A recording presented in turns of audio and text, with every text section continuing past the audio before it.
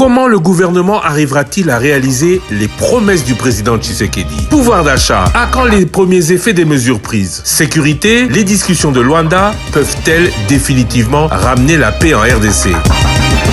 Édition spéciale ce lundi 21 octobre après le journal de 19h avec Patrick Muyaya Katembwe, porte-parole du gouvernement. Rediffusion mardi 22 octobre après le journal de minuit, après le journal de 7h. Chers auditeurs, chers téléspectateurs, bonsoir. Bienvenue dans votre édition spéciale spécialement réalisée depuis Bruxelles en Belgique. Alors, on va parler avec notre invité du jour, le porte-parole du gouvernement, ministre de la Communication et Médias, des 100 jours du gouvernement. Certes, vous avez entendu la première ministre, mais chaque ministre, nous vous l'avions dit, nous y sommes engagés.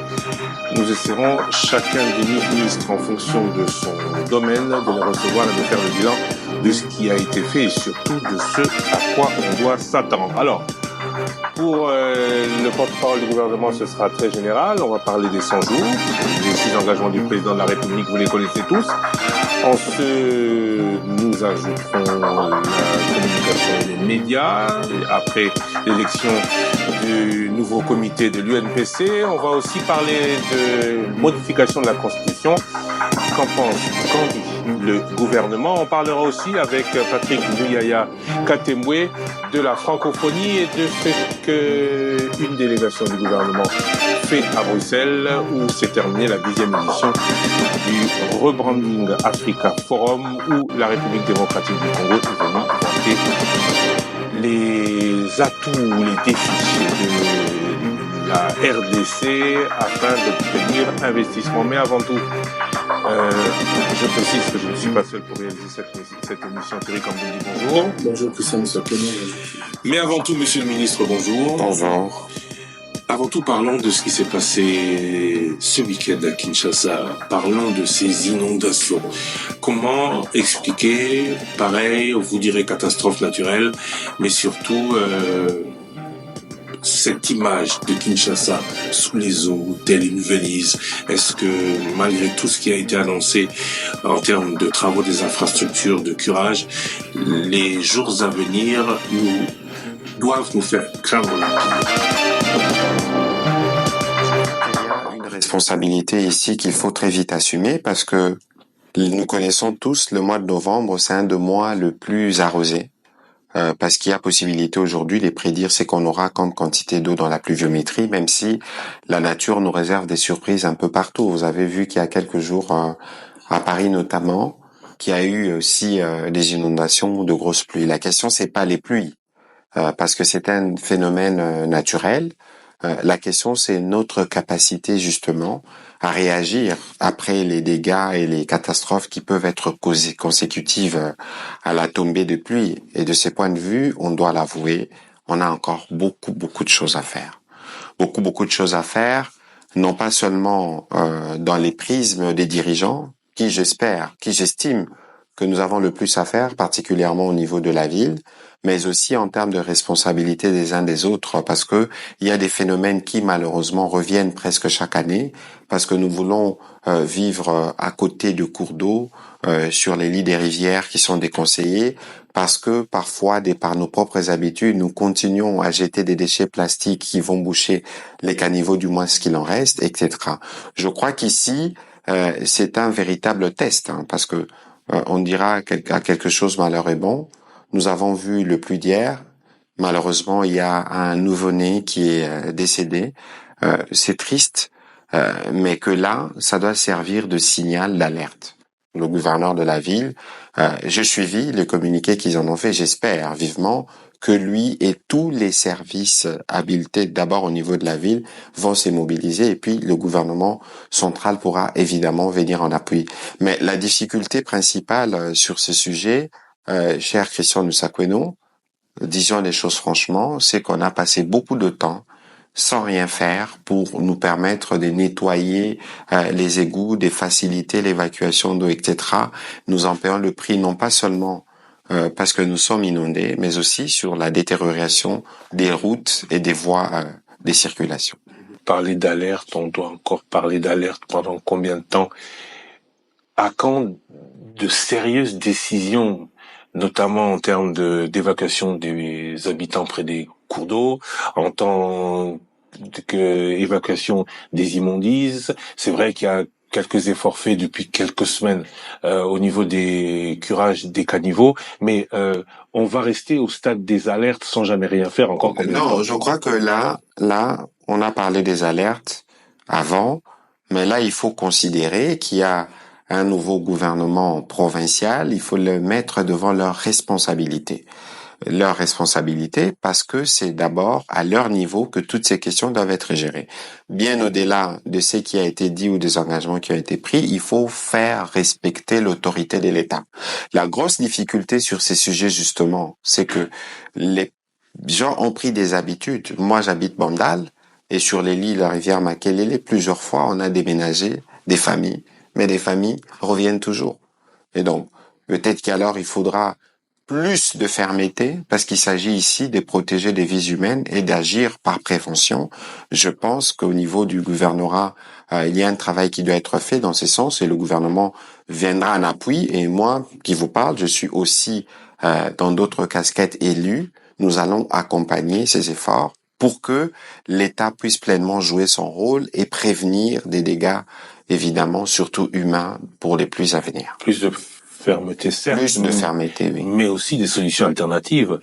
Évacuer des personnes près des cours d'eau et les abandonner on ne sait où, La question, c'est pas les abandonner, parce qu'il y a un moment, on a déménagé des gens, les amener en passant. Peut-être que il y a toujours des problèmes qui peuvent être liés à l'environnement ou aux habitudes.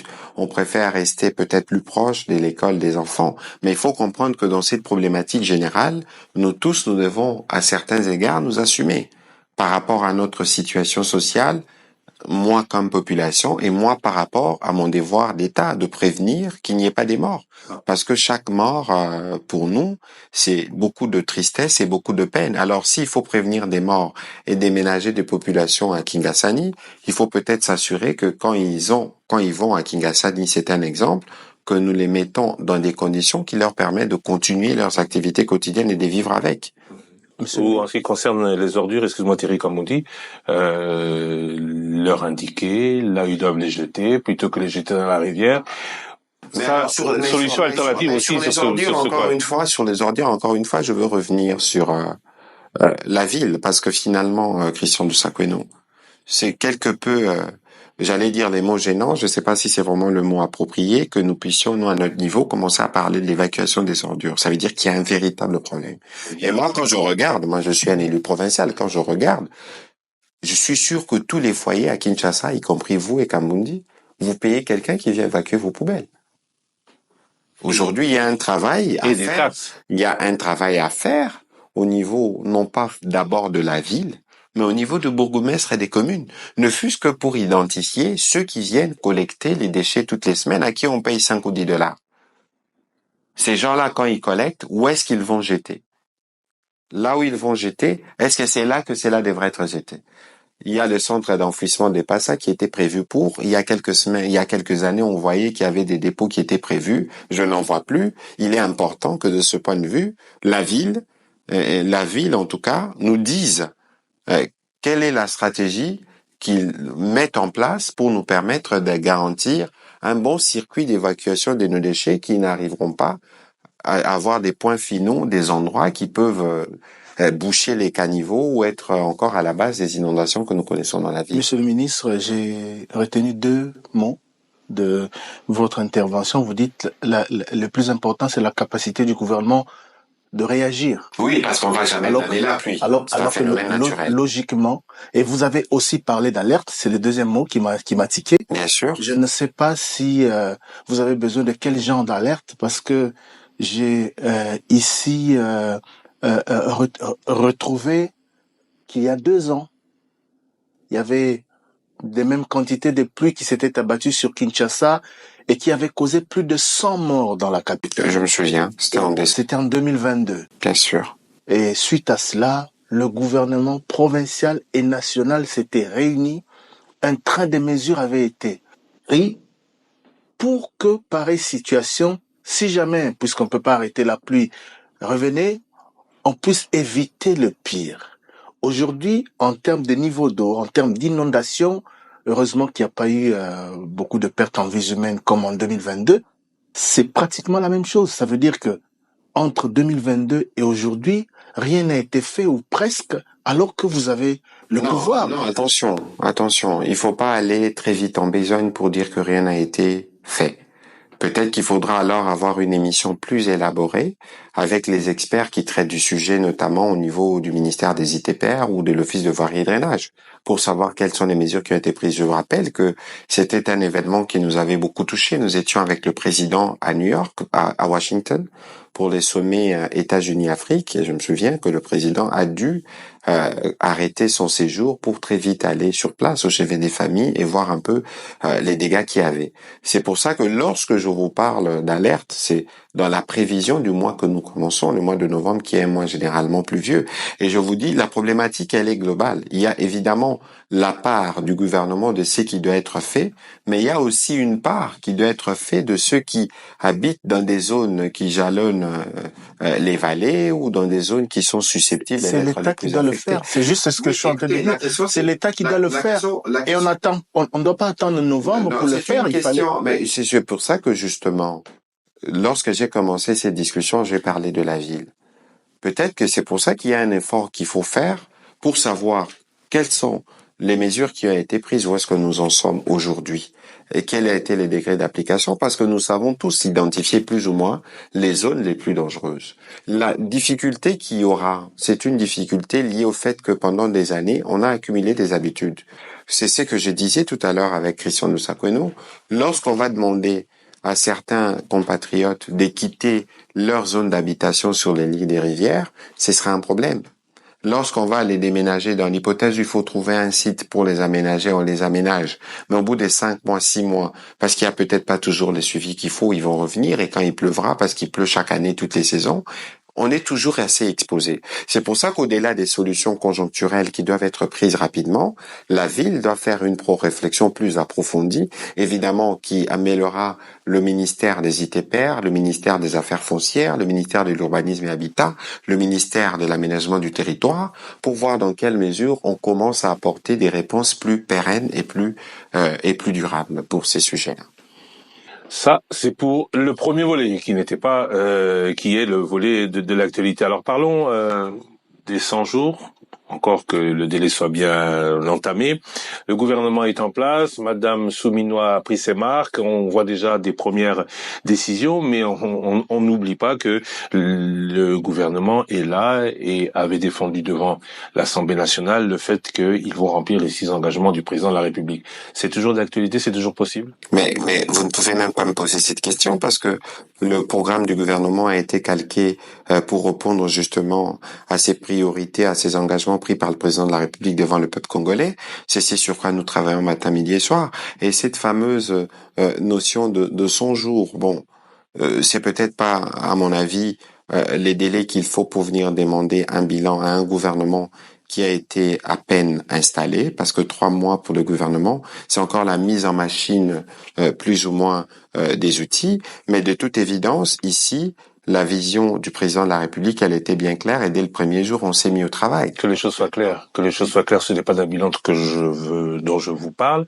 Mais c'est des indications que vous voulez avoir. Et si je vous pose la question, c'est justement parce que de ces 3 mois d'acclimatation ou d'installation, vous devriez aujourd'hui être plus à même de pouvoir nous dire si les résultats affichés au départ sont toujours d'actualité. Commençons. Les objectifs affichés au départ, parce que les objectifs, pas les résultats. Les objectifs. Pas revenir sur les engagements du président de la République, parce que pour nous c'est la boussole. Alors la boussole, parlons-en. Est-ce que la boussole va vraiment nous indiquer le nord? Création d'emplois, 1,5 million d'emplois par an. Je crois que sur ces questions, la première ministre je l'ai suivie, elle a répondu avec brio d'ailleurs. Thierry Kambundi était sur le plateau, elle a donné plus ou moins les indications globales de la stratégie du gouvernement pour répondre à ces questions. Ici, vous allez voir que nous sommes un peu dans un contexte, je dirais pas de pyramide renversée, parce que d'après les études qui ont précédé l'élection du président de la République ou la campagne électorale, les premiers besoins de Congolais, c'est l'emploi. Parce que donner plus d'emplois aux Congolais, c'est de répondre à d'autres questions directement parce que les gens de l'emploi. Et je pense que de ce point de vue, la première ministre ici à faire, c'était l'emploi, c'était l'amélioration du pouvoir d'achat. C'est en cours. Vous avez vu les mesures, notamment la baisse du prix du carburant. Vous avez vu qu'il y a une dynamique qui a commencé avec les opérateurs et qui va aboutir Monsieur aussi. le ministre, plutôt que de les énumérer, j'aimerais bien que vous puissiez nous laisser vous poser la question de savoir ce qui a été fait. Parce que, bon, on ne va pas revenir sur l'interview avec la première ministre. Ici, pour moi, c'est une boussole. Vous êtes vous-même rendu compte que sur la fin de l'interview, elle a elle-même remarqué qu'on était resté sur notre soif. Mais vous resterez définitivement sur votre soif parce que les questions sont multiples. Vu le format et la façon dont les choses se sont passées, on n'a pas pu poser tout. Vous voulez l'avoir sur votre plateau? Vous êtes le porte-parole du gouvernement. Allez-y, si vous. Ça peut être les services après-vente, c'est pas mauvais. Nous sommes toujours dans la logique du bilan des 100 premiers jours. Oui. Qu'est-ce que vous avez mis en place comme base, justement, pour réussir ce pari de créer chaque année 1,5 million d'emplois? Écoutez, Thierry, lorsque l'on décide de faire de l'emploi la première priorité de l'action du gouvernement, c'est parce qu'on regarde les chiffres. Regardez la masse des jeunes que nous avons. Regardez les types de réponses qu'il faut leur accorder. Ici, les secteurs qui peuvent donner plus d'emplois dans notre contexte, c'est les secteurs agricoles ou c'est les secteurs des infrastructures parce qu'on peut avoir besoin de beaucoup de main-d'œuvre. Et de ces points de vue, vous avez vu qu'il y a 2-3 jours, mon collègue, le ministre d'État, ministre de l'Agriculture, a lancé une campagne agricole. Mais sur l'emploi, pour arriver à avoir des chiffres et des statistiques, il y a un travail plus étroit qui est en train d'être fait au niveau notamment de l'ONEM et du ministère du Travail qui pourra effectivement renseigner sur ce qui a été fait. Mais ici, si vous voulez, par exemple, que je vous donne une indication, parce que nous sommes dans un programme de consolidation des acquis, regardez un programme multisectoriel comme le programme de 145 territoires qui mobilise... Qui est au point mort. Non, pas du tout. Qui est au point mort. Qui est au point mort. Pas du tout. Qui est au point mort. La première ministre a reconnu, puisque vous voulez qu'on en parle, elle a reconnu qu'il y a eu des difficultés. Parce que, monsieur le ministre, nous en avons longuement parlé avec elle, du temps où elle fut ministre du Plan. Allons-y. Et toutes les communications du gouvernement affirmaient que les fonds étaient mis à la disposition des agences qui devaient œuvrer sur le terrain. Mais il est anormal qu'aujourd'hui, alors que la première phase devait s'achever en décembre 2023, que presque une année après, on nous dise que la première phase des 145 territoires n'a été réalisée qu'à 30% sur l'ensemble du pays. Attention. Est-ce que les chiffres de 30%, vous les sortez d'où? La première ministre l'a dit dans l'interview. Parce que il faut ici revenir sur d'abord la structuration du projet de manière globale, les objectifs. Moi, je veux vous donner des indications qui sont vérifiables. Ça veut dire que en décembre 2023, nous en étions à presque 800 ou 900 ouvrages prêts. S'il faut prendre le cumul de CFF, du BCECO et du PNUD. Oui, mais c'est là où c'était réalisé. Non, il y a des provinces qui n'ont même pas connu, ou des territoires qui n'ont même pas connu des débuts des travaux. J'en arrive, Thierry. Encore que sur cette question, nous parlons de 145 territoires. Vous savez mieux que moi que tous les territoires ne sont pas logés à la même enseigne. Ici, il y avait des objectifs chiffrés dès le départ. On disait qu'il fallait 2200 ouvrages, à peu près 700 centres de santé, 1200 écoles et à peu près 145 bâtiments administratifs. Et lorsque vous regardez les chiffres qui viennent de BCECO, de CFF, de PNUD, c'est les PNUD d'ailleurs qui étaient le plus en retard par rapport aux objectifs qui étaient convenus en termes de construction des infrastructures. Vous allez voir, justement, qu'il y a un travail qui a été fait. N'oubliez pas que nous étions dans une période plus ou moins transitoire, où il fallait attendre l'arrivée du nouveau gouvernement.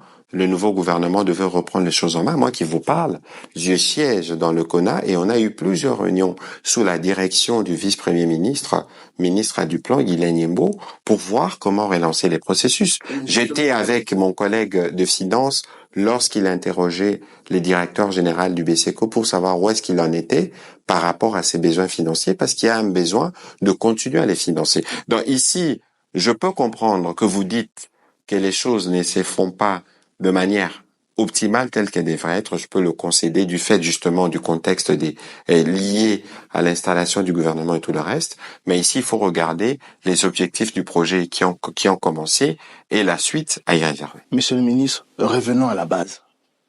Parce que nous avons accompagné, même sur terrain, la réalisation de ce PDL 145 territoires à travers nos tournées, nous Top Congo.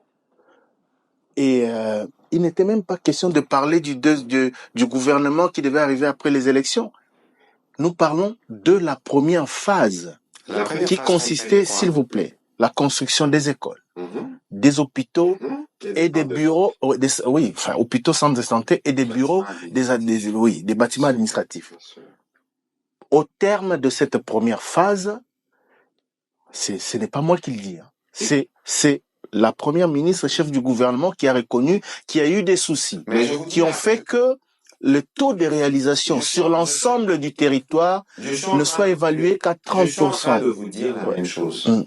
Je suis en train de vous dire la même chose. Encore que si je reste sur les chiffres qui vous ont été avancés par la première. Encore que si nous parlons de 30%, c'est 700 ouvrages. Regardez ce que 700 représente. Je reste sur vos considérations. 30 sur 100, monsieur le ministre. S'il vous plaît. Je vous comprends. Moi, je voudrais savoir pourquoi les 70%, alors que en amont, le gouvernement avait annoncé avec pompe que toutes les agences avaient en main les fonds nécessaires. Les 70% n'ont pas été. Alors, cher Thierry, il faut faire attention. Encore que je présume que la PEM vous a donné des indications. OK? Peut-être qu'il faut aller, si vous le souhaitez, on pourra faire l'exercice plus tard, aller spécifiquement agence par agence. Poser la question à Monsieur Jean Mabi, où est-ce que vous en êtes, ou à Monsieur Lungungu, ou encore à Monsieur Damien Mama du CNUD pour savoir où est-ce qu'ils en sont effectivement. Mais il y avait une difficulté, par exemple. Si le BCQA évoluait plus vite avec les agences locales d'exécution, c'était peut-être pas le cas pour le PNUD, qui avait lui des critères des sélections des ALE un peu plus difficiles que pour les autres. Et il faut pas oublier, cher Thierry, qu'il y a une volonté que nous avions au départ en termes de construction de tous ces sites sur les 145 territoires. N'oubliez pas que le territoire, par exemple, de Songololo, n'éloge pas la même enseigne que les territoires des d'Ilolo ou que les territoires dans le Grand Équateur ou les territoires d'Irumu par exemple à Bunia. Il y a des difficultés qui sont inhérentes et les trois agences n'ont pas évolué au même rythme. Tout ça c'était pris en compte dans les études préalables, monsieur le ministre. La question Thierry, ce n'est même pas parce que vous avez fait des études. Parce que une fois faire des études, ça vous donne un tableau de bord qui vous renseigne. Mais il y a les conditions. Nous parlions de pluie. Mais il y a des zones qui sont totalement enclavées. Pour faire parvenir des tôles, il faut passer par des rivières. Pour faire parvenir des sacs de ciment. Donc les défis ne sont pas les mêmes pour les 145 territoires. Ici, l'aspect que je voulais faire ressortir, parce que nous parlions d'emploi initialement, c'est les écosystèmes qui ont bougé. Dans tout, c'est pour la première fois dans l'histoire de notre pays que dans tous les 145 territoires, il y a un minimum de 10 millions de dollars qui devraient être dépensés. Imaginez. Qui devrait, mais vous avez vu comment le président a été mis mal à l'aise lors de la campagne électorale. Surtout dans l'espace Grand Équateur où on lui a dit ici vous n'avez même pas conçu des toilettes. C'est pour ça qu'il y avait ne vous y méprenez pas. Nous avions des réunions ou des discussions assez difficiles sur le sujet, notamment sur ce qui concerne les procédures au niveau du PNUD.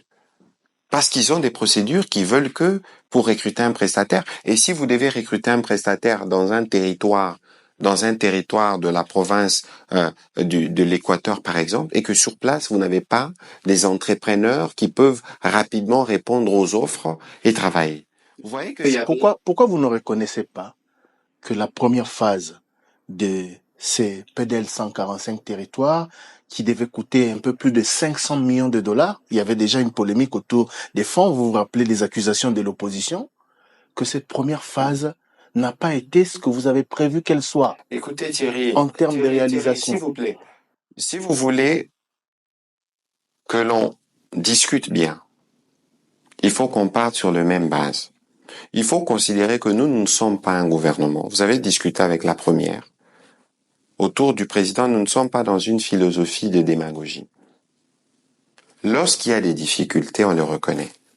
Dès lors que nous pouvons reconnaître les difficultés qui sont pas parfois ou qui sont pas souvent liées à notre volonté, on le reconnaît, on avance. Ici, il faut reconnaître que c'est un projet innovant qui a commencé, mais qui a eu des difficultés du fait des procédures, du fait qu'il fallait trouver des prestataires sur place, du fait que le pays est enclavé, du fait de ceci ou de cela. Le plus important aujourd'hui, Thierry, ce n'est pas de dire que ceci n'a pas fonctionné. Le plus important, et c'est ce que je vous ai dit, qu'autour du vice-premier ministre, ministre du plan, toutes les agences se réunissent. On s'est dit, ici, il y a moyen de faire ça. Ici, il y a moyen de faire ça. La deuxième phase devait concerner les routes de desserte agricole pour lesquelles on devait financer des études et voir comment progresser. Il faut nous concéder le fait que nous avons commencé un projet énorme. Il faut nous reconnaître les difficultés que nous reconnaissons du fait justement de la nature du pays, des besoins de certains territoires. Et donc ici, vous ne pouvez pas remettre en cause notre engagement à avancer et à faire aboutir, et c'est cela le plus important pour les Congolais. Monsieur le ministre, devons-nous aussi vous concéder le fait que les deux premières phases devaient démarrer ensemble, devaient avancer concomitamment, et qu'il est difficile de penser construire des bâtiments sans construire en même temps ou faire en sorte que ce qui tournera à partir autour de ces bâtiments devrait être évacué via les routes de desserte agricole. Il y a eu cette première phase, certes, elle devait être financée par les réserves de change du gouvernement. Elle l'a été, en partie. Mais il y a aussi cette deuxième phase que le gouvernement devait lui-même financer pour... Alors, je crois qu'il serait beaucoup plus intéressant, si vous voulez qu'on parle des mécanismes et des financements des discussions, d'avoir une conversation avec le ministre des Finances. Parce que il pourra, pour le mieux, vous donner des indications. Mais ici, Christian, vous savez, on a peut-être des besoins qui dépassent 50 000, on doit peut-être faire 90 000 km de route, ou même plus, pour être sûr qu'on a relié tout le pays. Ici, on a commencé le projet, on devait voir comment le projet s'opérationnalise pour les premiers besoins. Mais que pour la suite, parce qu'au Congo, qu'est-ce que vous voulez, Christian? Tout est urgent, tout est prioritaire. Mais il fallait faire des choix. Il y a des choix qui ont été faits. Moi, j'ai été avec la première ministre à l'époque, ministre du Plan, à Kassenga, où le président de la République a remis une clé. Pour la première fois, les enfants de cette école pouvaient étudier dans une école avec un tableau vert, avec des portes qui pouvaient se fermer et des bancs. C'est les 145 territoires. De quoi on parle? Donc c'est pour vous dire, ici, il y avait dans la structuration de projet des phases qui ont été précédées par des études, parce que les 145 territoires, on en parle depuis janvier 2022. Mais les sentiers ne sont devenus vraiment visibles sur le terrain que 6 à 9 mois plus tard. Parce que les agences sur lesquelles nous nous sommes appuyés nous ont dit, il y a la volonté politique, c'est sûr, il y a des moyens mis à disposition, c'est sûr, mais une autre, c'est qu'on ne peut pas commencer si on ne fait pas des études. Et c'est ce qui a été fait. Et donc, Christian, il faut reconnaître d'abord ici le caractère innovant du projet. Il faut reconnaître les avancées qui ont été enregistrées à des échelles qui sont énormes, mais que pour la suite, il y a besoin de réajuster et nous sommes en phase de réajustement.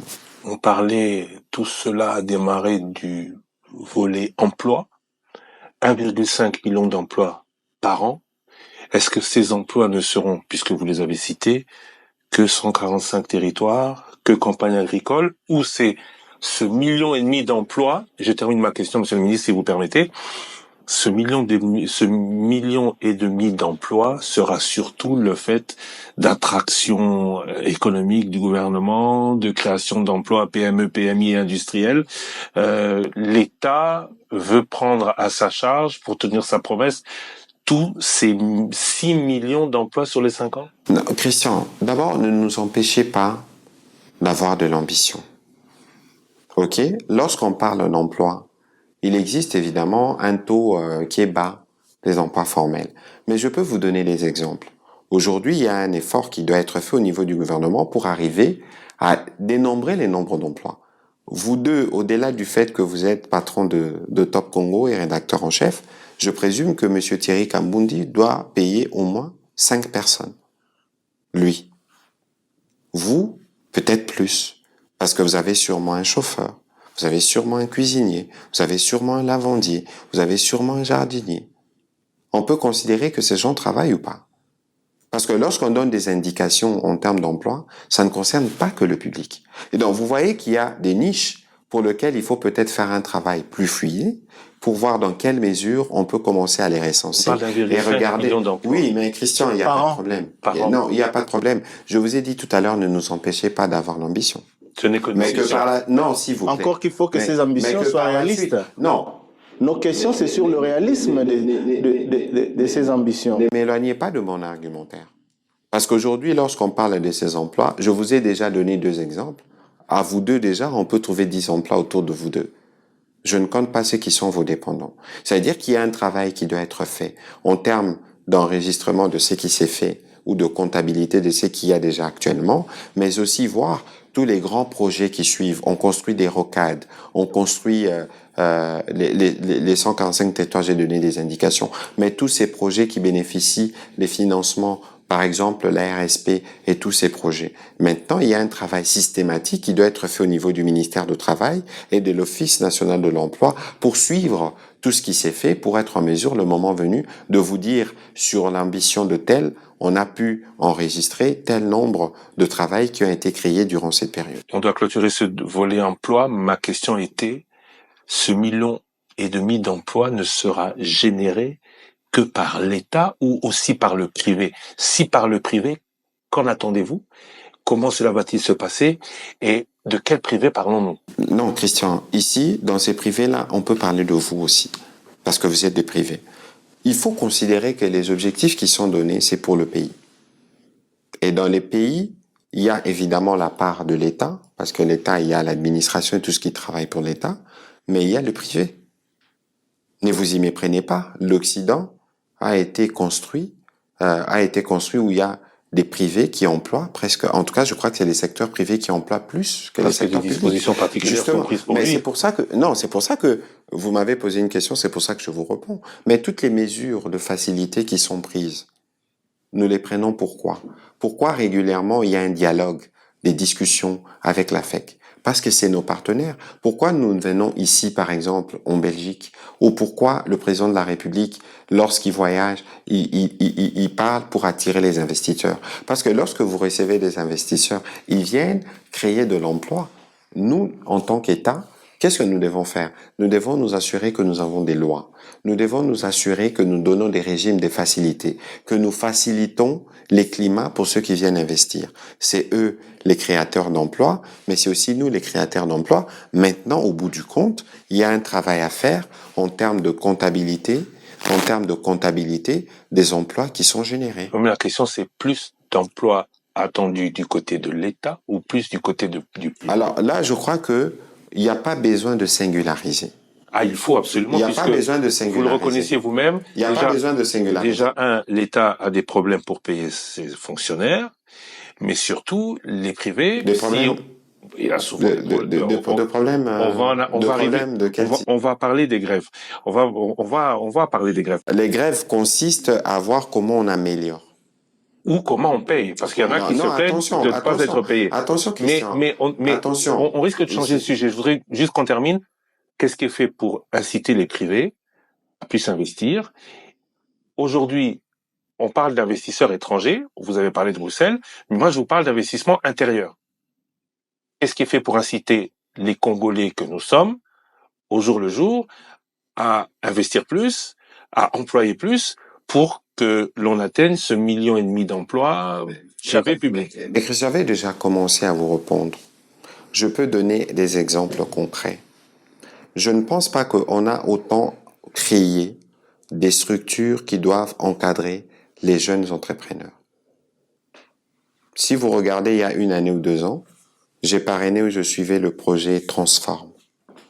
On a donné 100 millions de dollars à 1000 jeunes. À peu près 100 000 dollars. C'est beaucoup, n'est-ce pas? Mais si vous regardez à l'échelle du Congo, qu'est-ce que ça représente? Ici à Bruxelles, je suis avec le ministre de l'Industrie et PME Luwatom Et d'ailleurs, à notre retour, nous allons sûrement faire un briefing pour arriver à dire ce qui a été fait. Ici, je vous dis, c'est un travail de comptabilité parce que ça va nécessiter de faire un suivi étroit pour tous ces projets qui ont été financés. Premièrement. Deuxièmement, mais il y a des opportunités tous les jours. Aujourd'hui, dans les secteurs du digital, dans les secteurs du numérique, les emplois s'est créé au quotidien. Et donc, tout ça, ça rentre dans le cadre de la combinaison des efforts parce qu'il ne faut pas considérer qu'il y a nous sommes dans un pays qui s'appelle République démocratique du Congo. Les entreprises qui y travaillent bénéficient de lois et de mesures que nous prenons. C'est censé concourir justement au bien-être collectif parce que plus il y a des Congolais qui travaillent, plus il y a des Congolais qui consomment. Et ici, le plus important, et le président de la République le dit souvent, il parle des millionnaires congolais, il en a parlé dès les premières heures de son arrivée aux responsabilités, parce que l'essentiel ici, c'est d'assurer que nous avons capacité, les Congolais, pour le faire. Il y a des mesures qui ont été prises au gouvernement précédent, dont on parle presque pas, mais vous savez qu'il y a une décision du Conseil des ministres qui prévoit qu'on insère dans le curricula, au niveau universitaire et au niveau des humanités, de cours d'entrepreneuriat. Parce que l'entrepreneuriat, c'est une culture. Parce que le Congolais ne peut pas entreprendre, parce qu'il ne sait pas entreprendre. Je n'ai pas dit que le Congolais ne sait pas comprendre. Non, je le prends sur moi. Parce que le Congolais ne sait pas entreprendre, parce que le Congolais n'arrive pas Mais parce qu'il y a simplement un besoin de comprendre les b.a.-ba de l'entrepreneuriat, parce qu'il y a un besoin urgent pour un pays aux potentialités énormes comme les nôtres, que nous puissions en apprendre la culture. Ici, nous sommes en Belgique. Vous savez que les Belges d'aujourd'hui n'ont pas le goût du risque qu'avaient les Belges d'hier. Parce que les Belges d'hier ont fait la colonisation de triste mémoire. Ils venaient dans un pays comme le Congo, où il n'y avait pas encore d'avion. Ils mouraient de malaria et d'autres maladies tropicales, mais ils ont pris ce qu'ils ont pris pour construire la Belgique d'aujourd'hui. Les Belges d'aujourd'hui ont moins de risques que leurs aïeux parce qu'est-ce qu'ils font? Ils gèrent l'héritage à travers les services, les banques, les assurances, etc.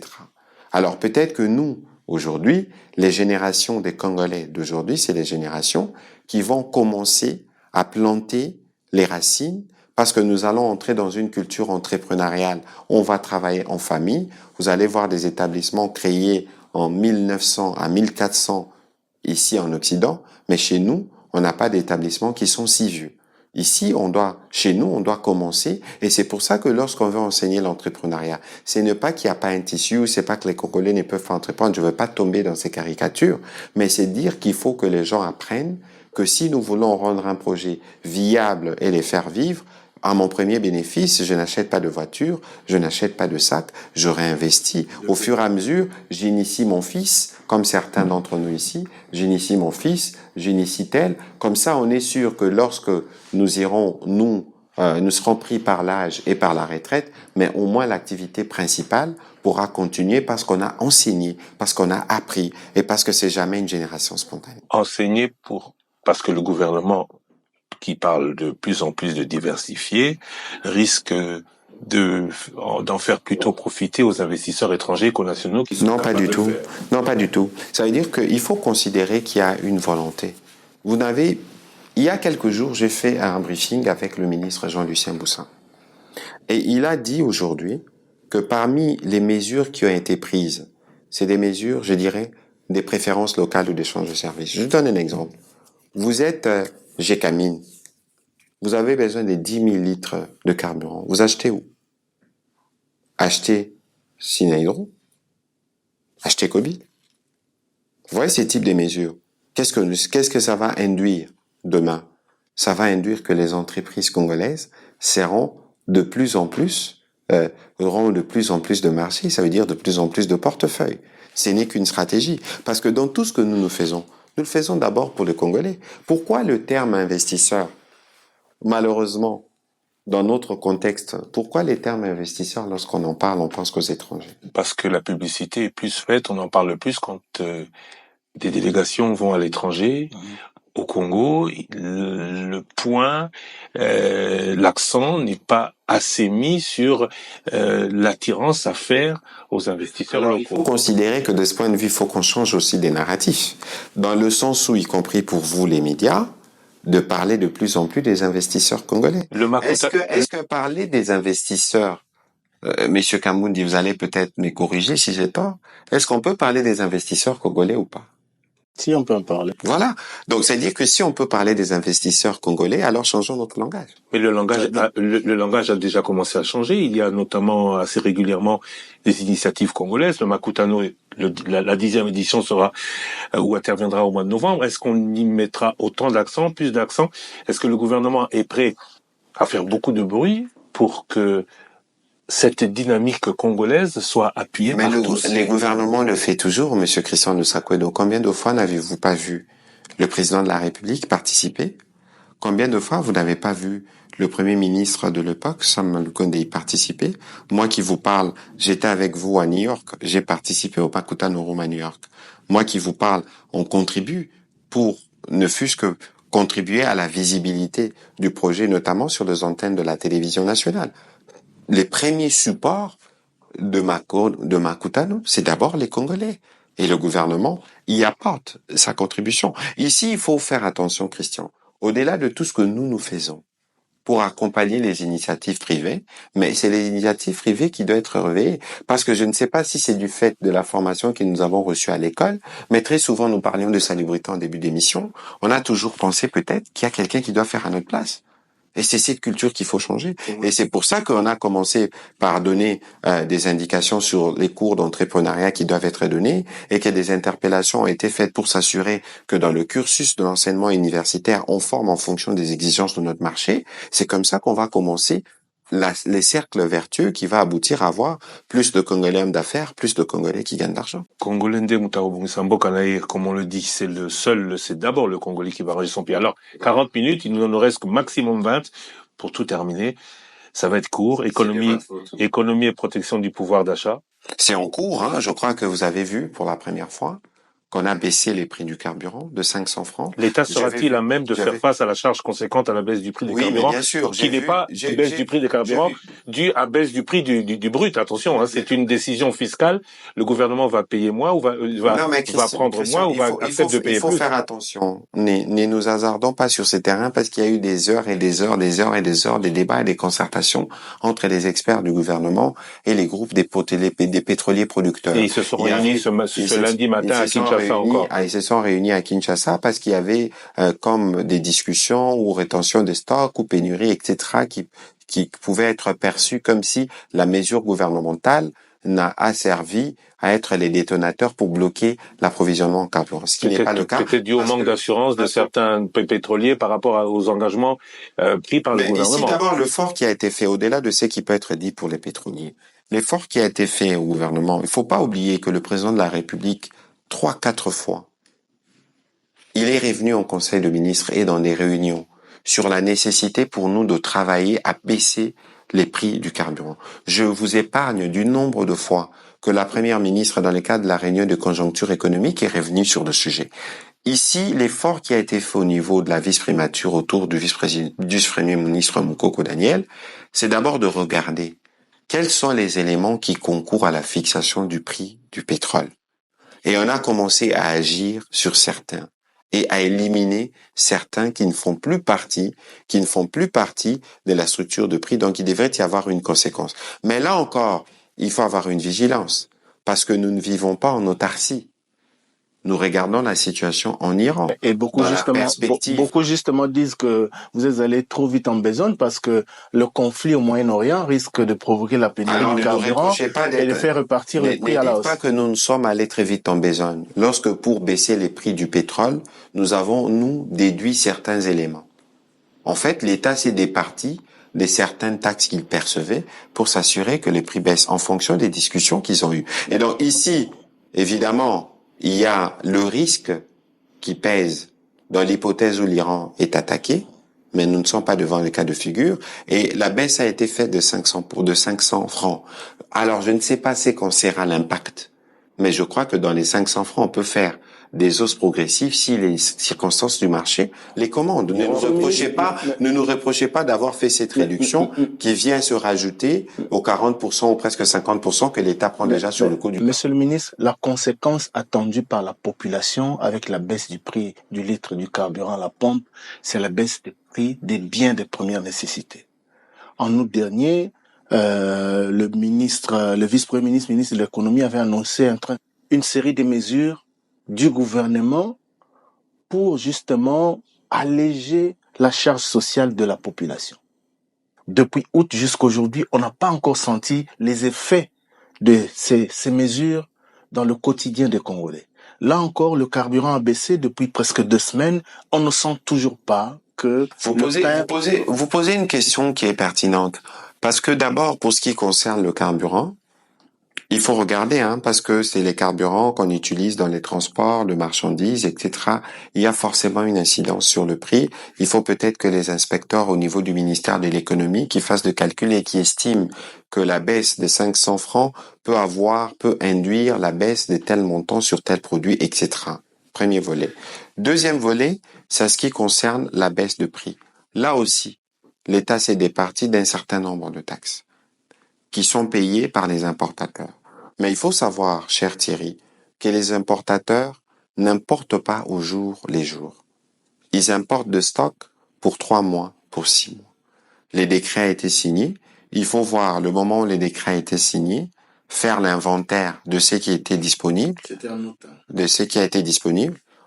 Parce que là, il y a encore une conversation à avoir avec les cartels des producteurs. Parce qu'ici, et le président de la République l'a dit, on l'a répété, tous ceux qui vont s'évertuer à spéculer ou à continuer des mauvaises pratiques, il y en a qui risquent l'arrestation et d'autres qui risquent l'expulsion. Quand est-ce qu'on peut s'attendre? Ça doit être bien clair. Quand est-ce qu'on peut s'attendre? Je devais donner cette indication, mais que par la suite, en termes de délai, il faut peut-être et sûrement qu'il y ait un travail d'analyse qui a été fait au niveau du ministère de l'économie.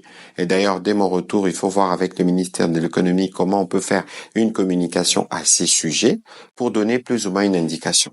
Mais d'après des discussions que j'avais avec le vice-premier ministre Moukoko, il m'a dit avoir déjà observé par ses services la baisse d'un certain nombre de prix dans certains supermarchés. Je ne m'attarderai pas, c'est ce qu'il m'a dit. Mais pour le reste, il faut sûrement attendre l'épuisement de ces stocks-là. Dès que les stocks s'épuisent et que les nouveaux stocks sont importés sous les nouveaux régimes, c'est en ce moment-là que nous pourrons constater la baisse. Le ministre, la protection du pouvoir d'achat des Congolais est également liée à la situation des agents et fonctionnaires de l'État. Bien sûr. Alors, il y a eu la semaine dernière le débat sur la reddition des comptes. Bientôt, il y aura débat sur le budget 2025. Le budget largement revu à la hausse, mais les fonctionnaires, toujours des problèmes de paiement, toujours des promesses non tenues par le gouvernement. Là, on parle de la grève des enseignants, qui beaucoup n'ont pas encore démarré le cours depuis le 2 septembre. Les médecins viennent de conclure un accord avec le gouvernement, mais il y a encore et régulièrement des agents et fonctionnaires de l'État qui passent nuit à la primature, qui sont dans la rue pour revendiquer. Alors, à quoi bon de parler de hausse du budget, des recettes de l'État, quand on ne sait pas payer les députés provinciaux, les conseillers communaux, les médecins, les enseignants? Thierry Kambound, il ne faut pas mélanger les choses, premièrement. Il ne faut pas mélanger. Nous sommes dans un cadre, évidemment, de continuité. Il faut savoir aussi que sur le principal, vous avez suivi le ministre des Finances quand il est arrivé. Il avait pris un engagement ferme en termes de délai, je crois, de paiement de salaire. Premier point. Deuxième point. Il y a une stratégie qui est claire et la première ministre vous en a parlé. Ça veut dire que nous sommes un gouvernement qui est à l'écoute. C'est bon signe. C'est signe de confiance que d'avoir nos partenaires dans les différents secteurs revendiqués. C'est bon signe. C'est bon signe que les gens revendiquent. Attention, Thierry. Attention. Ça veut dire que nous sommes dans un contexte où ils savent que lorsqu'ils vont parler, nous avons une maman. Il faut qu'ils parlent. Attention. Il faut qu'ils parlent pour que nous répondions. Nous sommes dans un contexte général. Attention. Nous sommes dans un contexte général où, en réalité, cher Kambundi, Je ne sais pas combien vous êtes payé sur Top Congo, mais je ne suis pas sûr que ce que vous recevez vous suffit, de manière globale. C'est le contexte général dans les pays. Parce que 18 milliards, on peut en parler. Un pays de 100 millions d'habitants, vous avez 18 milliards. Si on doit repartir de 18 milliards sur 100 millions d'habitants, combien aurons-nous? Monsieur le ministre, C'est pour ça que on parle des engagements. je suis en train d'arriver. Je vais vous aider. Je vais vous aider à y arriver, monsieur le ministre. Non, j'y suis le déjà. gouvernement, si le gouvernement J'y ne suis peut pas, déjà. si le gouvernement ne peut pas, alors qu'il ne s'engage Les pas. gouvernements Vous vous engagez. Attention. Vous vous engagez Quand vous dites, à augmenter les primes. Vous vous engagez à améliorer là-bas. Mais il faut que les gens manifestent pour répondre à leur. Attention, dans un contexte démocratique, pourquoi vous pensez forcément que lorsqu'il y a manifestation,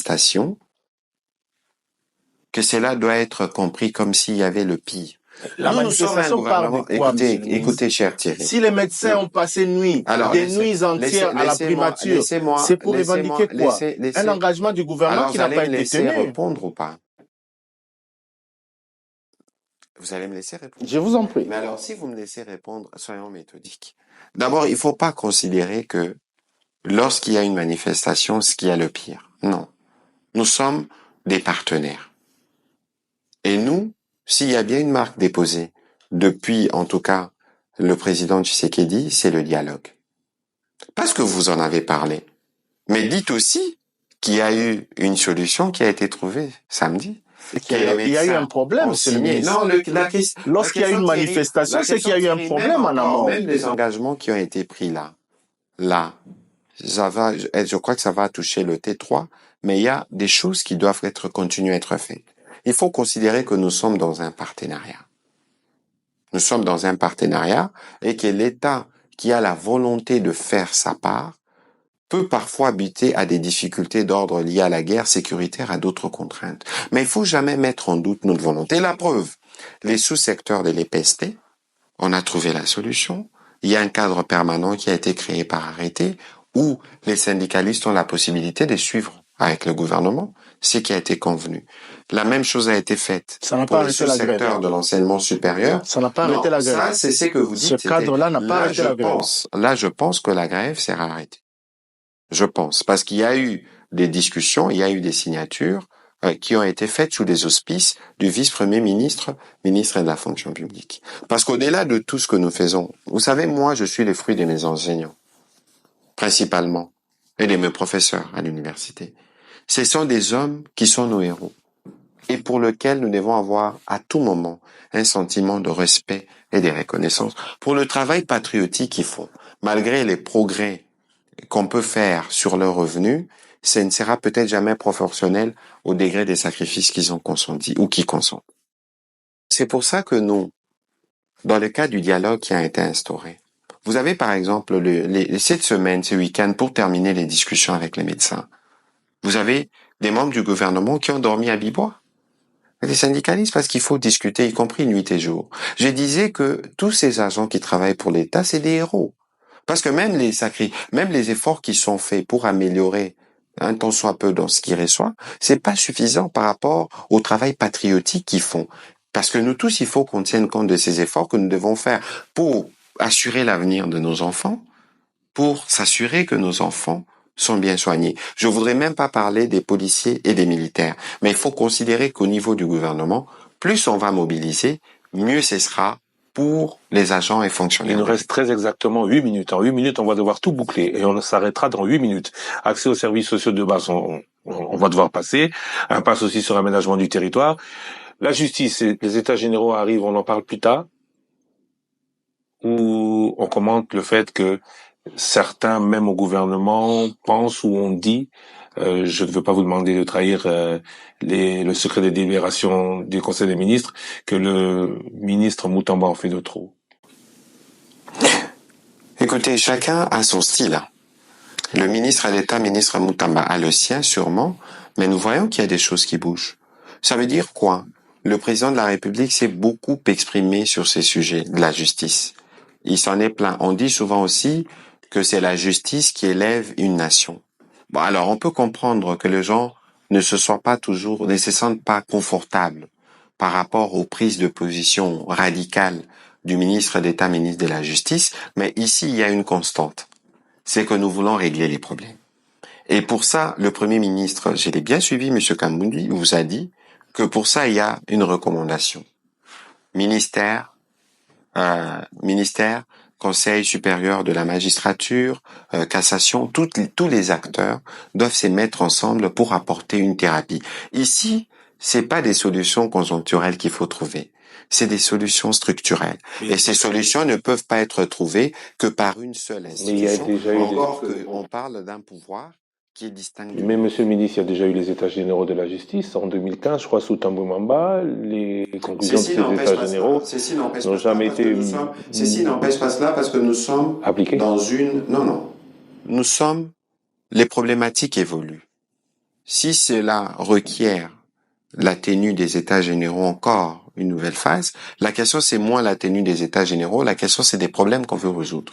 Ce sera aussi l'occasion justement de revenir sur les mesures précédentes, s'assurer de leur degré d'application pour voir si là où ça a marché, comment ça a marché, là où ça a marché, comment ça n'a pas marché. Aménagement du territoire, on n'en parle pas. J'ai dit sécurité, on va en parler un peu plus longuement.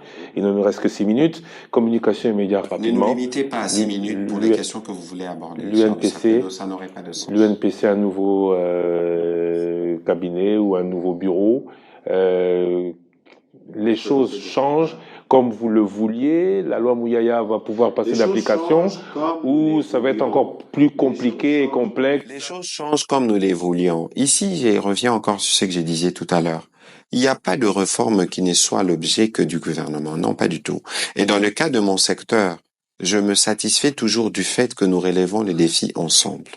Tenir le congrès de l'UNPC relevé il y a quelques mois, d'un défi impossible. On disait que les journalistes ne s'entendraient pas. On disait que ça fonctionnerait pas. Mais vous avez vu que le pari a été tenu par le sacrifice de tous, y compris des aînés, à qui je rends hommage, les professeurs Malembe, les Kibambi, qui étaient là jusqu'aux premières heures de la nuit pour que nous puissions avoir les comités que nous avons. Maintenant, nous avons des interlocuteurs et nous avons des objectifs qu'il faut relever ensemble. L'implémentation de la loi Mouyaya, mais aussi d'autres questions, salubrité médiatique, parce qu'aujourd'hui, il faut restaurer le prestige du travail du journaliste. Est-ce que c'est possible quand on voit que certains journalistes font leur métier dans les règles de l'art, respectant la déontologie, mais qui sont en compétition, on va le dire entre guillemets, avec ce que certains appellent terroristes du clavier, qui font n'importe quoi, et qui pensent, essayant d'entraîner l'opinion avec eux, que ce sont eux qui sont dans la vérité. Mais non, là, c'est ça justement les défis que nous devons relever. Non pas seulement dans mon secteur, parce que je présume qu'il y en a des faux aussi dans tous les secteurs, dans les droits, etc. Mais le faux journaliste, on sait l'identifier tout de suite parce qu'il parle mal, parce qu'il écrit mal, parce qu'on sait voir que ces informations n'ont pas été vérifiées. Il y a un processus de tri qui s'est fait de manière naturelle par rapport à la qualité du travail qui est pondu. Mais ici, nous en appelons encore à la responsabilité. L'UNPC que nous avons voulu voir arriver le nouveau comité, c'est le partenaire avec lequel nous allons discuter, y compris pour traiter les questions des dérapages. Parce que dans l'esprit de la loi Mouyaya, la question n'est plus un journaliste lorsqu'il fausse, lorsqu'il s'égare dans l'exercice de ses métiers, c'est de dire que la personne lésée a la possibilité notamment de faire un droit de réponse qui doit valoir réparation, etc. Mais toutes ces choses doivent être comprises et doivent être appliquées de bonne foi. Parce que malheureusement, j'en conviens avec vous, il y a des gens qui se disent journalistes qui ne mériteraient peut-être pas de l'être au regard de l'exercice qu'ils font de ces métiers. Mais c'est un défi collectif que nous devons relever ensemble dans le cadre de la profession. On va terminer cette émission avec la sécurité. Parlons constitution. Le parti du président de la République, dont est issu le président de la République, appelle à une modification de la Constitution. Au gouvernement, on est aussi dans le même entendement, sachant que on est quand même en état de siège et que la Constitution ne peut pas être modifiée. Je crois qu'il faut éviter de revenir régulièrement tout le temps sur ces débats. Parce que pour nous, ce n'est pas encore une question sur laquelle nous nous penchons. Pas du tout. Parce que nous avons parlé des priorités, des urgences, des engagements du président sur lesquels nous travaillons. Mais il faut aussi observer et concéder à l'UDPS le fait que l'UDPS est resté cohérent dans sa position. Parce qu'en 2006, je pense qu'ils avaient appelé... Par la suite, ils ont manifesté contre la modification de la Constitution. Et vous savez aussi que moi, je suis du Palou. À l'époque, le patriarche nous disait, ce n'est pas cette Constitution qu'il nous faut. mais parce que nous devons avancer, nous allons voter pour. Vous dites que ce n'est pas encore le moment. Ici, non. Au gouvernement, ce n'est pas encore. Ça veut dire que ça va venir. Christian Lusakwago qui vous parle a eu l'occasion d'interroger les présidents de la République à ces sujets-là. Ça veut dire qu'aujourd'hui, Thierry Kambundi, il faut éviter la mystification de certains sujets. Aujourd'hui, on peut se mettre d'accord. 20 ans après Sun City, où il y avait ces pactes républicains, on se dit, on regarde l'effectivité ou les degrés d'application de la Constitution. Et que si, de manière collective, nous convenons que cette Constitution doit être retouchée pour renforcer le rôle de l'État, ou pour avoir un texte qui nous permet de régler des problèmes de Congolais, pourquoi on ne les ferait pas? Vous y réfléchissez, vous l'évoquez au gouvernement, la question, c'est justement, non, c'est des sujets, comme je l'ai dit, n'est pas à l'ordre du jour au niveau du gouvernement. Quand ça le sera, parce qu'il y a quelque chose que vous devez reconnaître, c'est que vous n'avez jamais eu un gouvernement qui est aussi transparent que le nôtre. Ça le sera, puisque ça le sera. Non, écoutez, parce que c'est un sujet. Parce que nous voulons apporter des solutions. Et si apporter des solutions passe, entre autres, par un débat sur la Constitution, mais ça se fera. En quoi cette Constitution vous bloque par rapport aux solutions apportées à la population? Non, il ne faut pas aller justement sur cette dimension quelque peu superficielle. Parce qu'il y a quand même de vrais problèmes dans la Constitution. Pour vous donner une illustration, on parlait des gratuités dans la Constitution depuis 2006. Le président Tshisekedi, dans son courage et dans sa détermination, a donné une vue 13 ans plus tard. Alors, on parle de retenue. Il n'a pas eu besoin d'une modification. Oh non, attention, pardon. Je ne sais pas pourquoi vous évoquez cet exemple, parce que là, il n'a pas eu besoin d'une modification de la Constitution. Continuez dans ce que je vous dis. Aujourd'hui, si on regarde l'application, si on devait strictement appliquer le 40% de retenue à la source, il y a des provinces qui disparaîtraient. Parce qu'il y a des charges, notamment celles liées à l'éducation, à l'agriculture et à la santé, que des provinces entières, dans ce qu'elles produisent, ne peuvent pas supporter. Il y a la caisse de péréquation, non, la caisse prévue par la même Constitution. Parlons-en, il faut pas se tromper. La caisse des péréquations parle d'investissement. Pour leur État, un investissement. Ça ne concerne pas le charge quotidienne du secteur de l'éducation, de l'agriculture ou de la santé. Donc, il faut éviter d'aller ici, Thierry Kambundi. Il faut que nous soyons froids et d'éviter d'empoisonner un peu le contexte pour lequel nous sommes mobilisés. Christian, dans ce qu'il disait en amont, il a parlé de l'état de siège, qui ne permet pas d'avoir une révision dans ces contextes. C'est que moi je redis et je répète, parce que le président de la République a eu l'occasion d'aborder les sujets. Les moments venus, si nous estimons, nous comme gouvernement, parce qu'il faut lire la Constitution, qui définit ceux qui peuvent être à la base d'une révision de la Constitution. Le moment venu, si nous, comme gouvernement, l'option est levée, mais nous viendrons en parler de la manière la plus transparente, parce que si la révision doit être faite, et c'est ce que les gens doivent retenir, elle se fera au bénéfice du peuple congolais. Parlons sécurité. Pour terminer, on parlera francophonie, mais cela se marie bien dans ce sujet. 4000 hommes du Rwanda acceptés ou assumés en voie de retrait ou d'une étude de plan de retrait, contradiction avec la ministre des Affaires étrangères. La première déclaration était celle de la première ministre. On en est où exactement? Question, s'il vous plaît. Il faut éviter l'amalgame. Et il faut éviter de plonger dans les jeux des Rwandais, qui sont, et vous le savez mieux que moi, doués dans la manipulation, les mensonges et dans la diffusion des fake news, des mauvaises informations.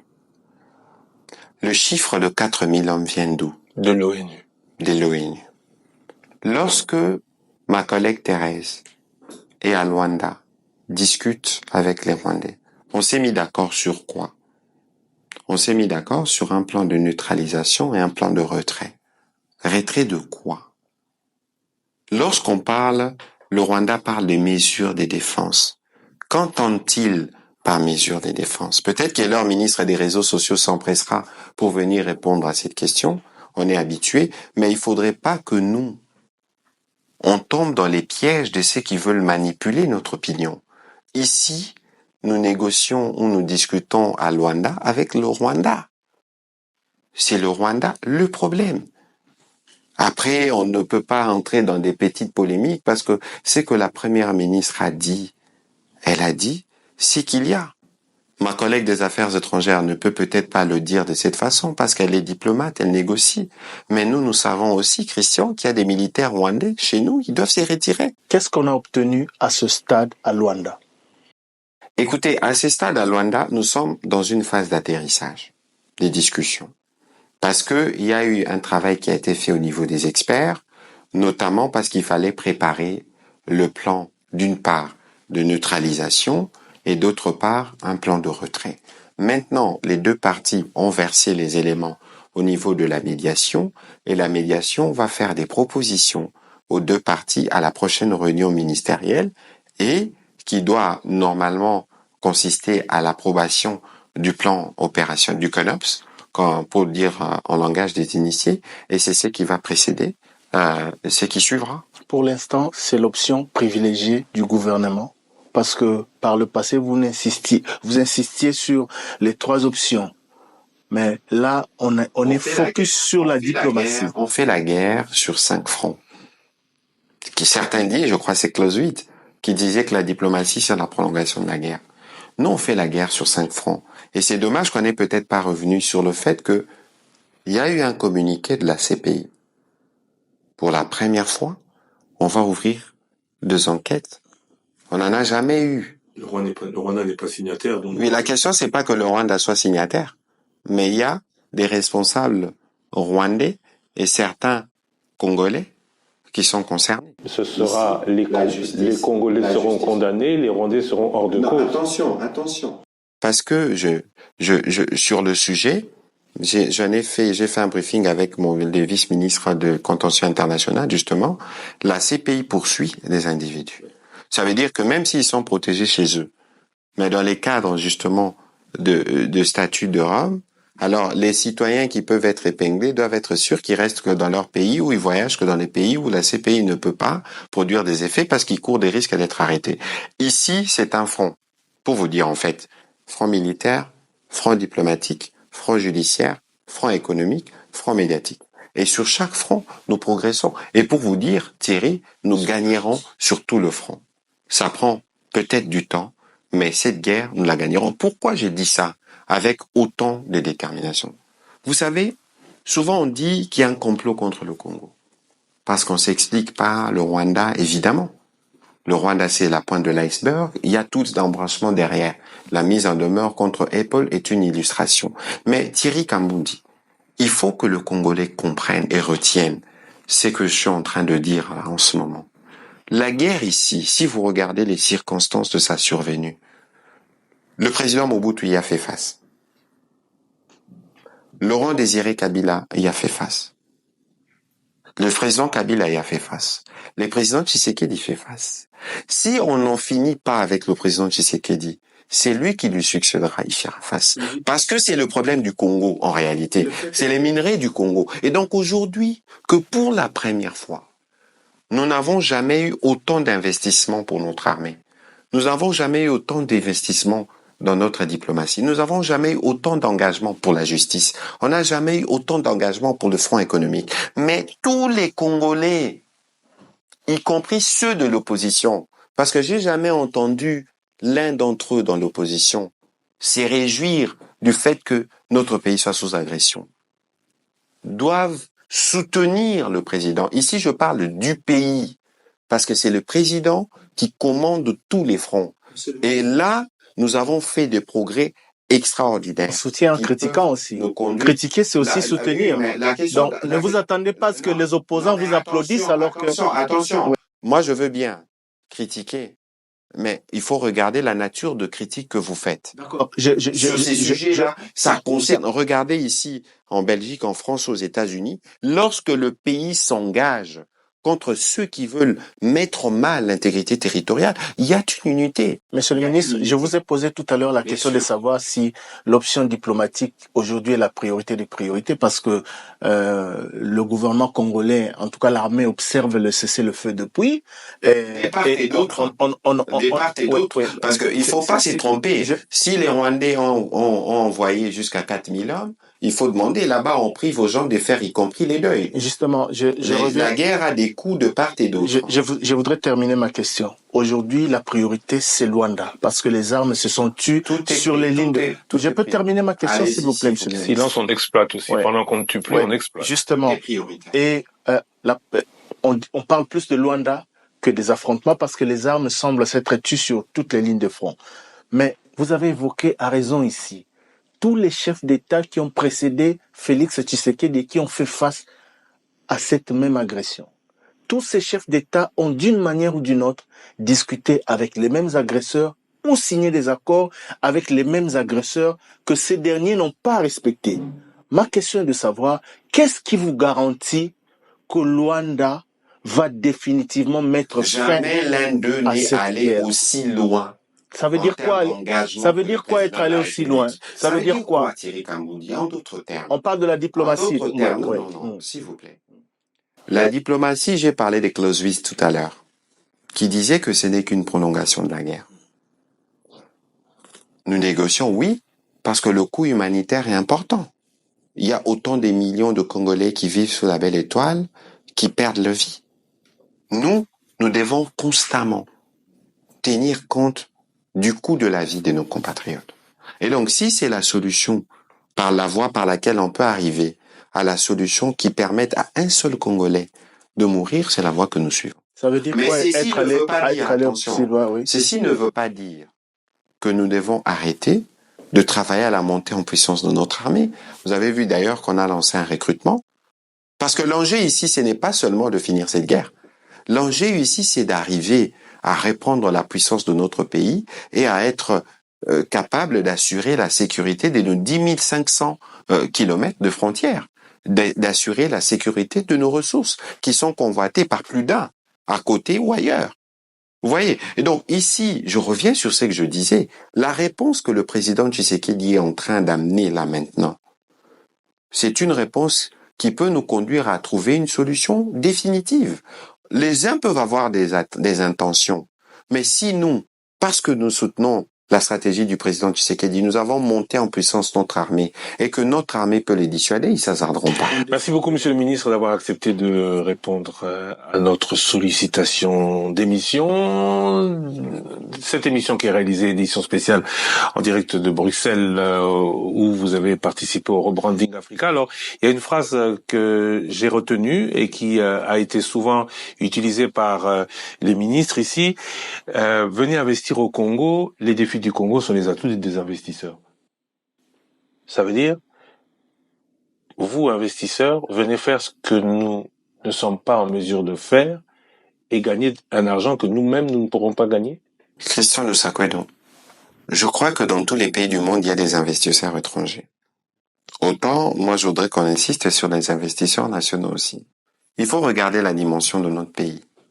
La dimension de notre pays, c'est que nous avons comme ressources. Il faut regarder le rôle central de notre pays en Afrique. Il n'y a aucun débat qui peut se faire sur l'Afrique du Congo, on parle du manque d'énergie qu'on pourrait organiser nous-mêmes. On parle même, plus simplement, et c'est beaucoup d'argent certes, de manque d'une compagnie nationale fiable.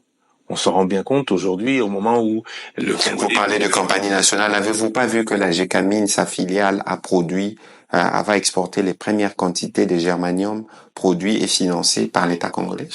C'est un bon début, mais est-ce que sur tout le reste, c'est vrai que les défis du Congo sont les atouts des investisseurs, c'est une belle phrase pour les attirer, mais est-ce que nous-mêmes, nous pensons aujourd'hui qu'il faille faire appel à l'international, à l'étranger, pour aménager notre quotidien?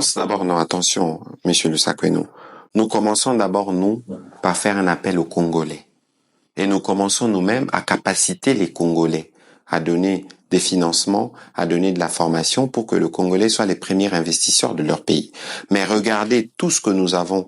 Nous parlions des germaniums. Est-ce que nous avons localement une usine qui peut aujourd'hui faire des drones ou travailler dans la haute technologie aérospatiale? Non. C'est pour des besoins qui sont à l'étranger. Nous sommes dans un contexte, de par notre rôle de pays solution, depuis d'ailleurs des siècles, je l'ai démontré la dernière fois, c'est de dire que les Africains ont aussi leur place dans ce qui se fait au Congo. Parce que le jour où le Congo va se développer, toute l'Afrique se développera. Souvenez-vous de la phrase de Frantz Fanon qui a été rappelée.